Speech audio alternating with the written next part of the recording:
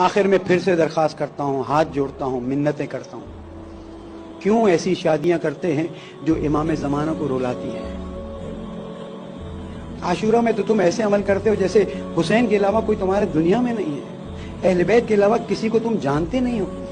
اب شادیوں کا ماحول آیا ہے تو ایسے لگتا ہے جیسے تمہیں امام زمانہ سے کوئی کام ہی نہیں ہے۔ شرم کی بات ہے، شرم کی بات کہ مومنین کی بیٹیوں اور بیٹوں کی شادیوں میں وہ حال ہے۔ میں ایک ہی جملہ کہوں گا، امام زمانہ تو چھوڑ دیجئے، کسی محترم عالم دین کو بھی آپ نہیں بلا سکتے۔ میں پھر سے درخواست کرتا ہوں، منت کرتا ہوں،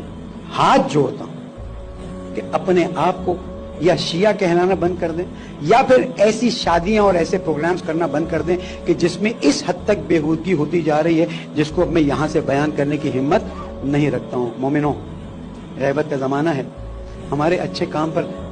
ہر ہفتے ہمارے نامہ اعمال ہمارے امام کی خدمت میں پیش کیے جاتے ہیں، اچھے کام ہوتے ہیں، امام دعا دیتے ہیں، میرے چاہنے والے تیرا شکریہ،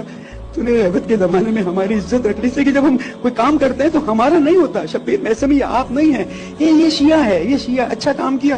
اور اگر ہم برا کام کرتے ہیں امام علیہ السلام آنسوں سے روتے ہیں کہ میرے چاہنے والے غیبت کے زمانے میں تیری ہدایت کا کام اللہ تعالیٰ نے میرے ذریعے کرا دیا، اب تو ایسے کام کیوں کرتا ہے کہ جس کی وجہ سے میرا دل دکھے، جس کی وجہ سے اللہ کے نام